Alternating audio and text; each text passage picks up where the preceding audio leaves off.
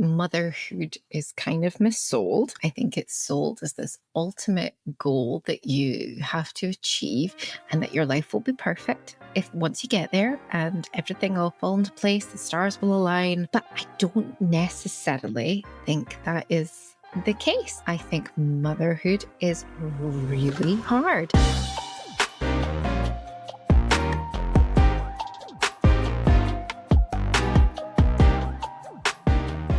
Hello and welcome to Self-Discovery in Good Company. Hello, Stace. Hi, Stace. How are you? I am good, thank you. How are you? I am doing great. Just good. Great. What's been happening? It's been a few weeks. Can't remember how many. A few. Oh, I know. Honestly, Stace, this is just like us, isn't it? The weeks fly in and we're like, we need to get a podcast in the bag. I know, totally. So this was us. And then we've got another one lined up for next week. So I hope it's going to be like buses. Like one doesn't come along for ages. I know. Loads come along at the same time. Actually, will we tell people what we're doing next week? It's very exciting. It is very exciting. So exciting. I feel like this is your thing to say. Oh, stop. Well, I am super excited because one of my very good friends, Craig, is going to be on our podcast. And Craig, if you follow my private Instagram, you'll have seen me banging on about him all the time because he is, I want to get the term right, but he is a psychic medium. And I befriended him when he was doing me psychic readings. And honestly, we've just become really good friends. And he's just brilliant. He's just done me a career one. I need to fill you in on that, Stace, because I haven't told you all the things he said about the career reading. Again, it was bang on, because it always is. So I sweet talked him into coming on and doing a podcast with us where we're just going to speak about everything woo-woo. So if you love the woo-woo as much as me and Stace, you're definitely going to want to hear that. I'm going to be asking all the deep questions like, do you see people when they're speaking to you and stuff like that. Could you tell me where my grandma's ring's gone that I've lost? Yeah. Yes, I tell you what, I'll be very well prepared for that podcast. Honestly, I cannot wait. So Craig is going to join us next week. Yay. So yeah, we'll hopefully have two very quickly in the bag for you. But life has just been lifing. And that's why it's been a couple of weeks, isn't it? And there's been a bit of a change for us on the Stace side. There has been a bit of a change. Well, I mean, change in as much that I feel like I have a little bit more spare time so I can actually devote more of my time again to the Personal Growth Collective, because I think that a lot of people don't realize that I've actually been here from the start. I know. I've been here since the beginning. And it's funny because when we think about it, when we first started speaking about it, it was something completely different from this. Like it was, and it started off as something completely different. That's just the way it goes. We had this ACE online community, and we were delivering workshops to them every week. I mean, it was a lot, wasn't it? On top of like our jobs, like putting in all this effort to this amazing content, and the community was so lovely. They were just a great bunch and that. But it just evolves and stuff like that, and it's we realized that it's like we were giving like so much of that, but you were moving on to this like new phase of your career, and it just like has naturally evolved into this. And obviously I got pregnant and had twins, and it was just impossible to do anything like in the first 2 years, I would say. Like, I mean, I was definitely just surviving, not thriving. It was pure survival mode. So I kind of had to take a little bit of a step back from the Personal Growth Collective. But I do feel like I am finally feeling like I can breathe a little bit. I feel like I'm finding my groove a little bit. So I am able to come back and do the marketing and the branding and all of that I wanted to do in the first place that I wasn't able to do. Well, it was because we started it and then I had to disappear after the kind of like the first year of it. So this is me back. This is me back. And people are noticing because the content is just so much better. It's not something I'm doing at the side of my desk type thing, or like, oh shit, it's like the middle of February and I've not done a December highlights post. But you are so busy with the actual coaching and everything that you do with businesses and organizations. How on earth people have time to run a business and do the marketing of it? Everyone I speak to that has like a business, their own business, I will say the hardest, most time consuming part is like your socials. Whether it's your Instagram, your LinkedIn, TikTok, whatever it is you use, that eats up so much time. It's a full-time job. That is a full-time job. And I don't know how people do it. Like, you know, it's different if you've got a marketing background, because yes, that just bit comes naturally. And if you were in a marketing, like had a marketing business, you would be doing your own marketing, albeit it's usually the way that it falls to the bottom of the pile. But how people running other businesses then put marketing hats on to do this, I have no idea, because I've just been back doing it like, you know, a couple of hours a week. And already I'm like, oh my gosh, like it's such a juggle. Like, you know, like well, working. I am so grateful. Oh, well, I'm delighted to be back in the thick of it, because, you know, well, this was something that we wanted to do for a long time. Yeah. And we'll continue to do, and it will evolve, and it will grow. I know, and that's the bit that I find so exciting. I'm like, where's it going to be in another 2 years? I know. Like, what are we going to be doing? How's it going to be looking? I just think that's so blooming exciting. So yeah, excited to be back. Everybody, let me know if you have noticed a difference. People have said to me, they're like, is Stace working with you again? I'm like, yes. Can you tell? I said to you though, I remember like when you were like, obviously I'm going to have to take a back seat, which actually is a nice lead into what we're going to talk about today, actually, in a way. And I was like, okay, well, I'm going to ramp it up, because like I'm going to make a go of like this full time. So anything I do, you can delete when you're back. I remember being like, please just archive, delete it, get rid of it, whatever. I know it's not aesthetically pleasing, which is like, it goes and get like, I hate when things aren't looking nice. So yeah, so I'm very glad that you are back, and I'm loving the stuff you're doing. So well, we have this beautiful brand, and I was like, what is she doing? She's going rogue with it. I know. Don't be daft. I'm trying to hopefully people will start to notice. So please let me know if you have noticed, because I need that. You need to tell me that it's all looking good, because I'm an elder millennial and we need that. So need that validation. So Stace, what are we talking about today? Today, Stace, we're talking about, now we came up with this idea like weeks ago when it was a real hot topic, but I still think it's a useful conversation to have, especially with the audience that we have. I still think it will resonate. So we were like, yeah, we're still going to speak about it, because we felt we still had quite a lot to say on it. So a couple of weeks ago, if you've been living under a rock, you maybe missed it, but Chappell Roan, who I flipping love. Love it. Oh, she's just love her. She was on the Call Her Daddy podcast, and she had some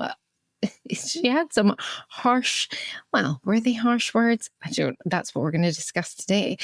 Is she had some comments, shall we say, on her friends who have children, young children. She said on the podcast of her friends that have young children, and I quote, "They don't have light in their eyes. All of my friends who have kids are in hell. I don't know anyone who is happy with children at this age." What was that last bit? I don't know anyone who's happy. I don't know anyone who's happy and has children at this age. So, I mean, she's what? She's 28. 28, I think. So her and her friends are obviously living very different lives. But her comments, they struck a chord on the internet. Yeah. The internet was not happy about it. The mothers of the internet came out on force, didn't they? You know, that she shouldn't be allowed an opinion like that, and that she's wrong, and that, like, you know, having children is the most fulfilling, amazing thing in your life. And, you know, there was a lot of conversation about it. And we wanted to kind of throw in our tuppence worth today, didn't we? Do you want to go first? What's your tuppence worth? My tuppence worth is that I don't disagree with her at all. I think she's actually bang on. I think motherhood is kind of missold. I think it's sold as this ultimate goal that you have to achieve, and that your life will be perfect if once you get there, and everything will fall into place, the stars will align, yada, yada, yada. But I don't necessarily think that is the case. I think motherhood is really hard. I think it is made up of a lot of mundane moments, with glimmers of amazingness thrown in. Like, you know, when they say like funny things, and like, or they do things that make your heart melt, and like, you know, give you cuddles, all that sort of stuff. Yeah, those things, absolutely beautiful moments. And, you know, it goes without saying how much I love my children, but it is really, really hard.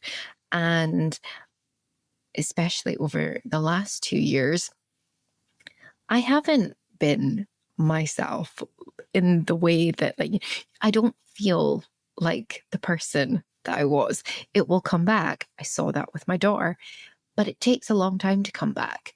So do I think I am this light in my eyes filled person who bounds out of bed every day just loving her life? I don't think that would be a fair representation of it. No, I don't. I think she's actually spot on, that it's actually really difficult and takes a lot out of you. And it is survival, like at this point, when they're at this young age. Like, they get easier, obviously. The challenges are different. I don't think they necessarily get easier. That's wrong. Like, you know, I've got a 9-year-old with an attitude that would fear you. Like, it's... I heard this the other day. It was like, little people, little problems, big people, big problems. Yeah, it's like kids. It doesn't get easier. The challenges just get different. But I would say that with my older one, that, yeah, you do actually, you're then able to, because they become self-sufficient, and, like, you know, they do their own thing, and they've got their pals, and they've got their activities, and that it does become easier. Like, in that sense, that you don't have this person that is so reliant on you. Like, you know, is it easier, or is it a different hard sometimes? It is a different hard. It definitely is different hard. But and I've always said this, that little babies, I think they're lovely for like a cuddle and stuff like that. Absolutely. But I always felt like I was better when they were a bit older. Yeah, like, I know you've said that. I remember being round at yours though with the twins, and like, it was like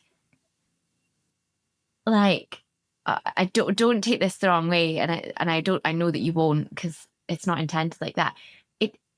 It wouldn't have looked fun if you looked at it, because it was literally like a conveyor belt of like, right, one needs their nappy change, can you hold this one, can and it was just like very mechanical, especially because you had two. So like, you know, I it would be great if we had different views on this, and like, I thought she was totally wrong. You thought she was. I think the same, actually, because like, I think there's a few things. I think we do speak up about how difficult it is, more, which is great. And I think shaming her for saying that, and for observing her friends are like struggling, because actually when you look at why people are struggling, it's because, you know, the system. I actually had a phone call today with my MSP's assistant or something to talk about like the support that people are getting from the council and from the SNP basically in Scotland had said that they were going to give all this childcare for under 3-year-olds. Stacey, I don't need to tell you more than anyone that it's not happening. We're seeing nothing. And I went through that with him, and I was like, you know, I'm working with people, and they would get more childcare funding if they had no job, which, you know, why do they then need it if they have no job? No offense, but I know the point is to then get them back into work.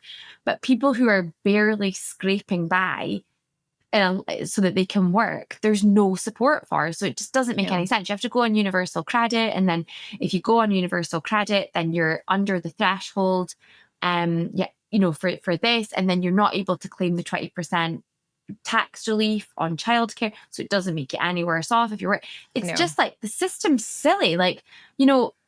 So we've probably got people, and honestly, like, I mean this in you know, not a, you know, socioeconomic discriminatory way. I don't mean this like that at all, but if you look at that, what that means is, okay, so we've got people who are not in work getting childcare.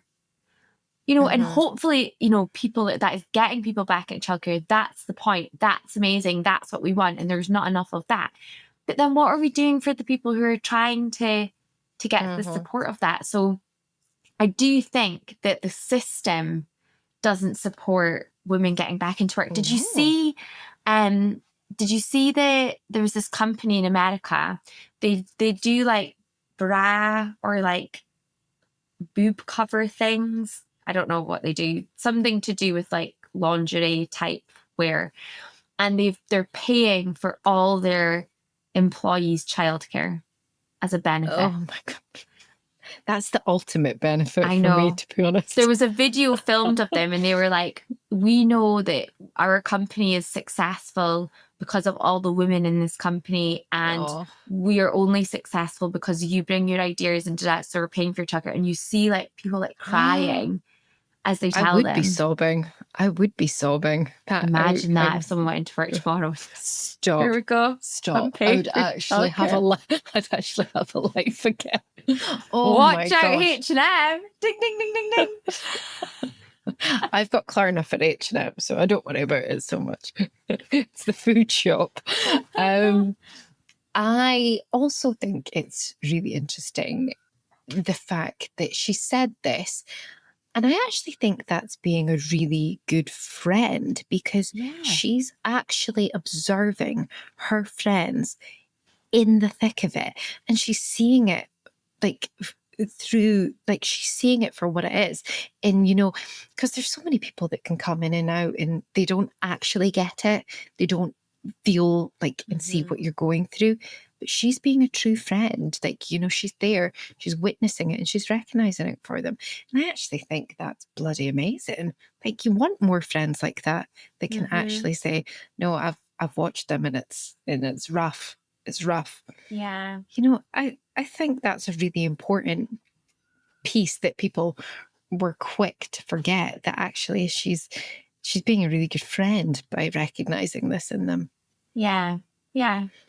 Which is so true. And I think I always, and I know this is not what you're saying, I really have a thing about, nothing kind of like hurts me, like, gets me more than when I hear someone saying like, oh, I don't have kids, but as in like, I don't have kids, so I feel like I can contribute less, or my opinion's not as valid, or I hate, you know, I only have a dog, I don't have kids, but, and I think as well, like society is like, well, you've made it when you've had children, and there's so many reasons, whether that's a reason, a choice someone has made, or something that has been completely taken out of their hands.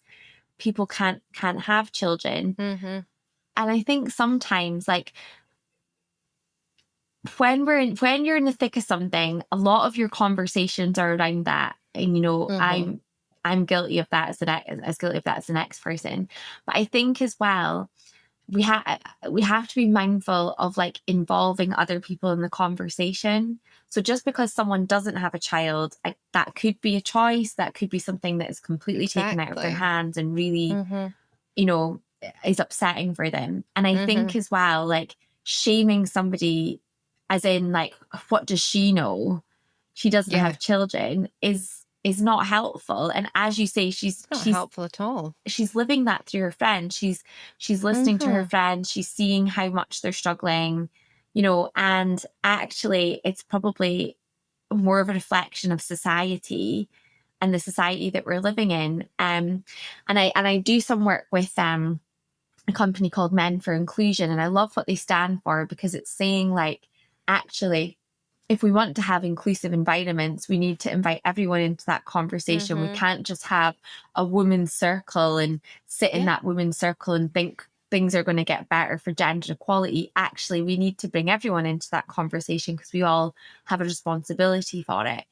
And I think when it comes to things like this, what I think is really interesting is the guy that I work with is a white, middle-aged man who has a relative advantage to a lot of other people like ourselves, being females.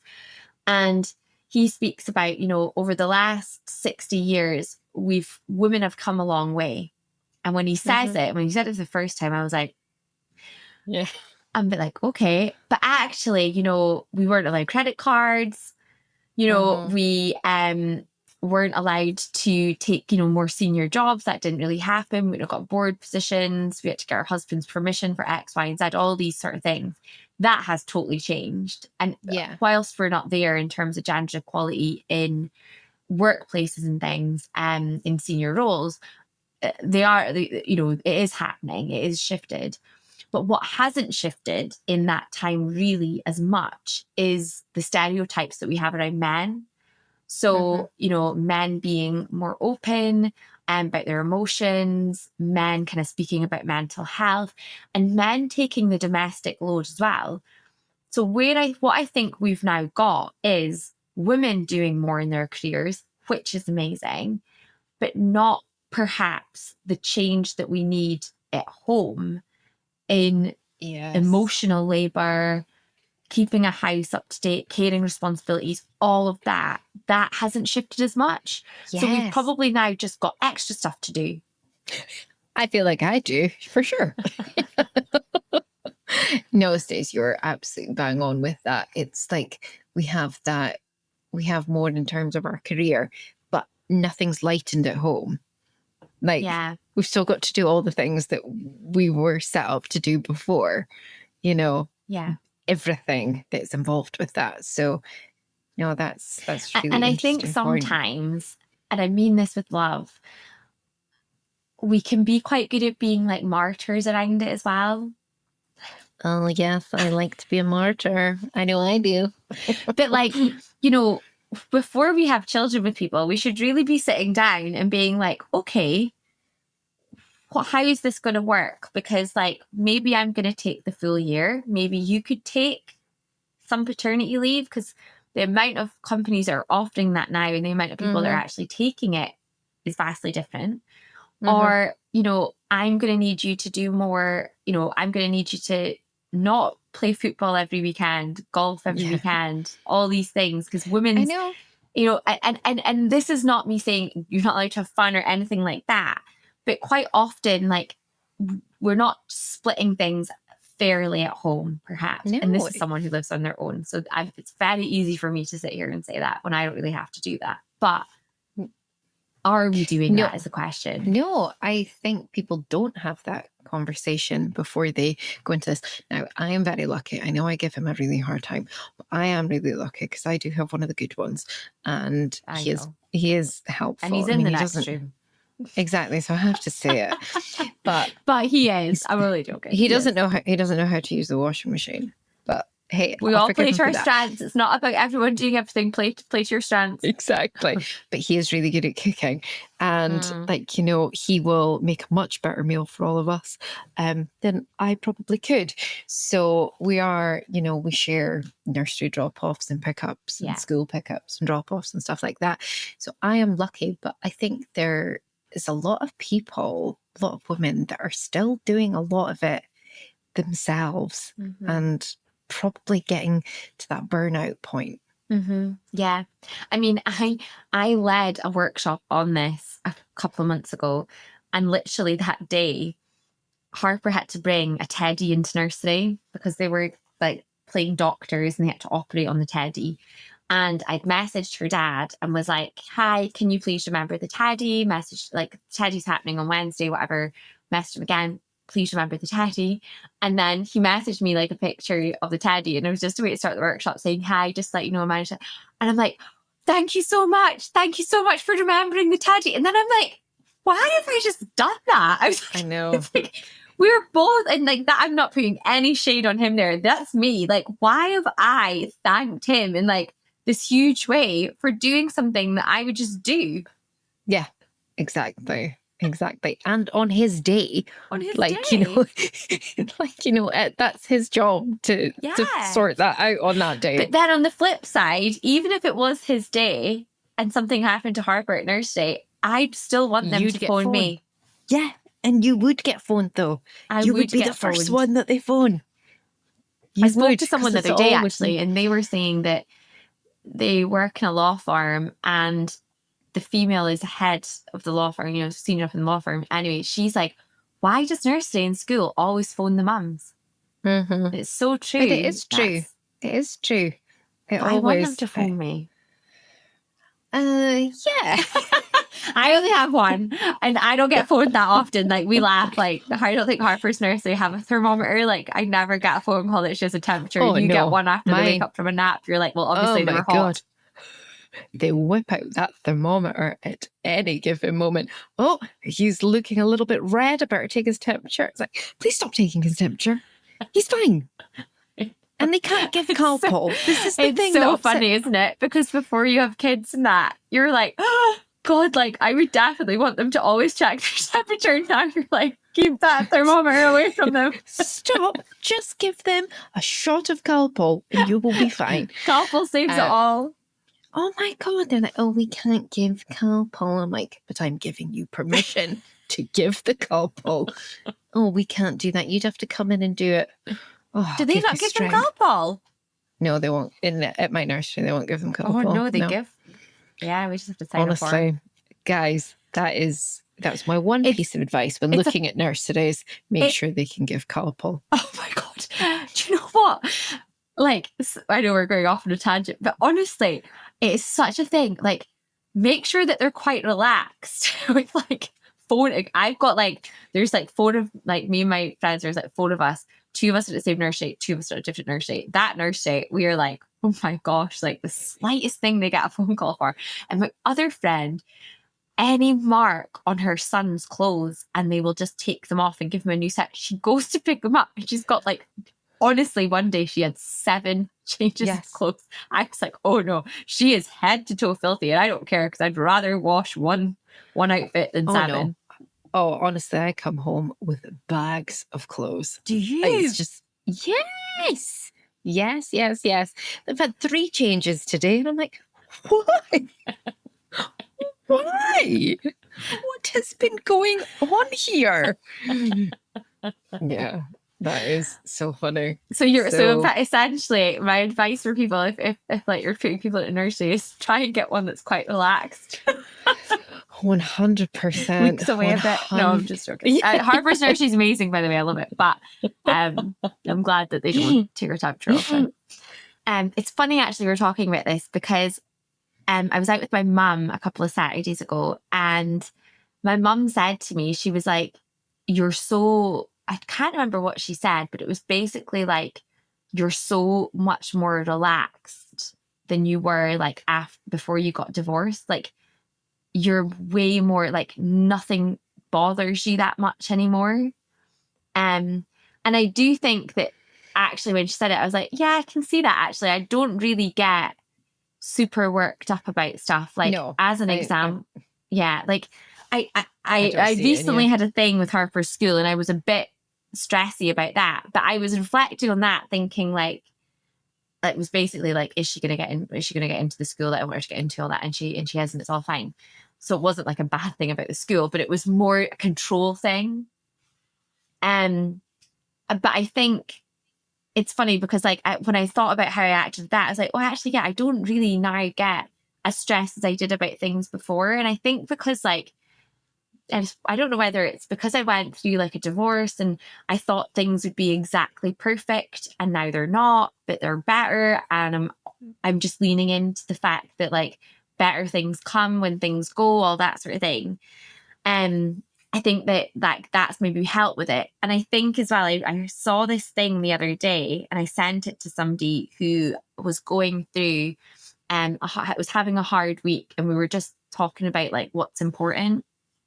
And it was this guy on LinkedIn, and he said, one day I cleaned her sticky fingerprints off the inside of my car window for the last time, and I didn't know.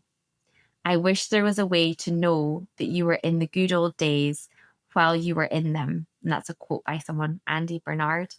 Just assume that every day is inherently one of the good days and treasure every one of them because that's what we missed, what was once begrudged.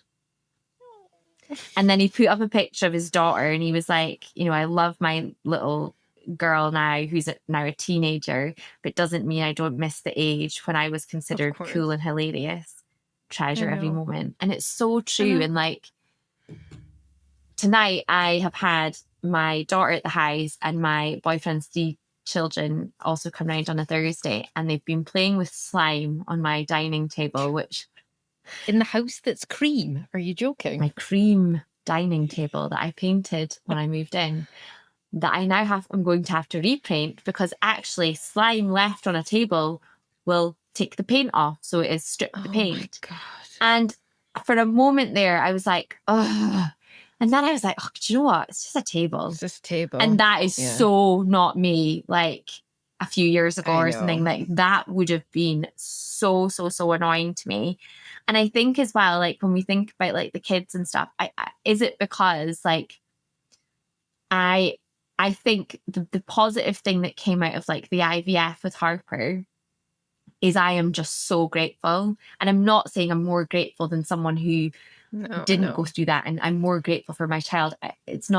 I'm not comparing myself to somebody else. No, I know. But for me, I just know that I am just so grateful for the sticky fingerprints on the window, for the mess, for the fact I have to repaint my table. I mean, I'm saying I repaint it. I'm going to try and obviously persuade my boyfriend to leave it.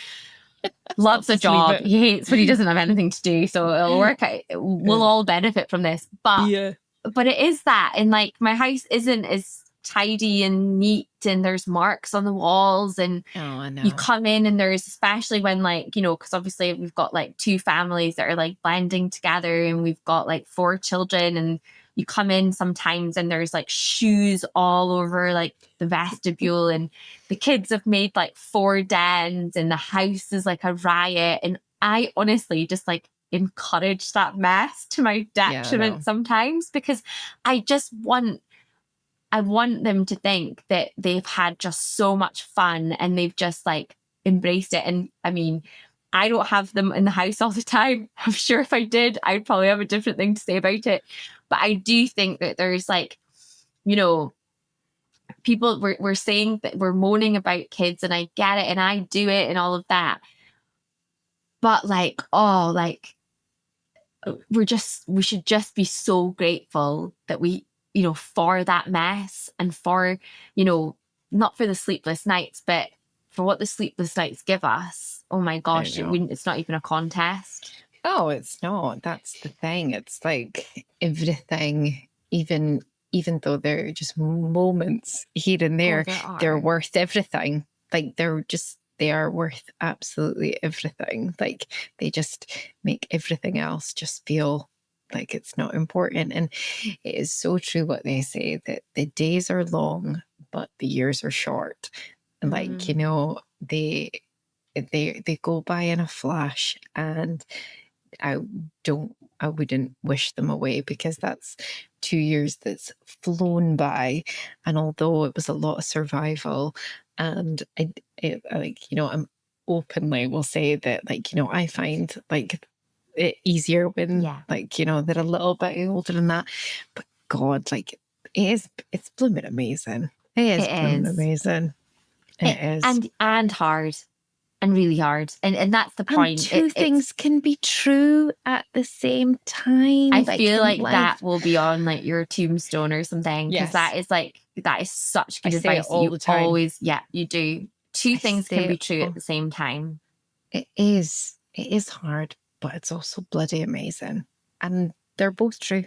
They're both and it true. is I wrote it down earlier when you said it, those heart melt moments. I have never felt it's I would love to have a heart monitor on me to see what's happening, because when you have that gush of just oh my God, I love you so much, or oh my God, I'm so grateful for you. It's just the best feeling. Your heart does feel like it explodes a little bit. I know. And it's just so lovely. And then 2 minutes later, they're having a meltdown because you gave them the wrong cup. Yeah, you gave them the wrong cup. I had a great one yesterday, Harbour. We got stuck behind traffic, and she wanted to wave to her friend who'd walked home from nursery, and I was like, yeah, that's fine. Then got stuck behind traffic, and they got home. They walked home quicker than we could get up the road, and she cried for 10 minutes.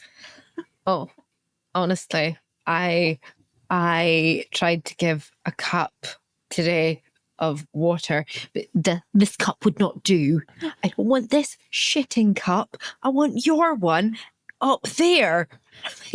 No, but that's mine. It's Mummy Stanley. It's mine.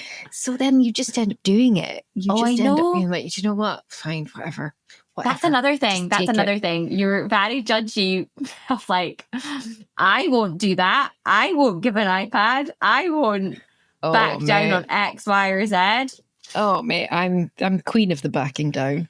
I am the path of least resistance. That is my parenting style. And yes, I'll be flexible. If you push me long enough, I'll give up and I'll just go, yeah, okay, fine. That's my technique. And so now I just want to kind of round off, you'd said and she spoke about, loss of identity and losing yourself and all of that. And there's this thing about flamingos, isn't it? Flamingos lose their pink after they've had a child and then get it back again. So their pink comes back. Their pink comes back. So do you feel your pink after 2 years is coming back? I honestly can put my hand on my heart and say that yes, I feel after 2 years, I'm starting to get my pink back for sure. And it's a lovely feeling because you don't just stop being you the minute you become mum, and you shouldn't. So it's really nice that actually, I'm starting to feel like me again. It feels like I'm starting to be able to strike the balance better. And yeah, I'm pretty grateful for that. I love that. And if you've got friends, and I've got them just now, who are in the thick of it and they don't have their pink back yet, our takeaway is you are actually a great friend if you're a Chappell Roan and you notice that. Yes. Did you see Grace 100%. Beverly? I love her. Did you see that her friend had a baby and they went round to clean her house? Oh, honestly. They got on the tube as in their full cleaning gear with their mops and stuff, and then went to her house. Honestly. Oh, again, brilliant mates. That's what you want. Somebody come and clean your house. Whenever my friends have babies, I take round steak and a steak pie. I know. You were so lasagna. Cute when you did that. Honestly, I did it for you. Yeah. I honestly was like, oh my God, I'm going to burst into tears. This is the sweetest thing that anyone's ever done. My best friend did it for me. And honestly, I was like, don't give me flowers. I'm trying to keep a newborn alive. I don't want to have to keep 20 bunches of flowers, as lovely as they are, but that is what we're talking, alive. That is so funny. The pressure of it. Give me a steak pie or a lasagna or a delivery voucher or something. I keep meaning to do that for people. I am going to do that. I am going to do that because that's what you need. I don't, honestly, that is ace. My work sent me, when I had the boys, they sent me, my gift was like frozen, like meals, like good, like quality, like frozen meals. And we just lived off of those for the first wee while. And then my friend, I know, that was their gift to me. And it was ace, honestly, it was so good. And then my friend Fran, she lives in London, she came up after I'd had the boys, and her mother and father-in-law live out the road from here a little bit, and she made me so many meals, and she came in carrying these cool bags of frozen food. Like, that is such like lovely friend. I'm gonna ask what I think a few people will be wondering right now. How big is your freezer? Sounds like a lot of stuff for the freezer. Don't know if I'd manage it. Mate, I know. I'm only a 2-drawer freezer, honestly. It's a 2-drawer freezer. It was difficult, but we managed. Yes. Yeah, you've just got to be creative, and it's a bit like Tetris. You've just got to be creative in your placement of it. Exactly what I was thinking there.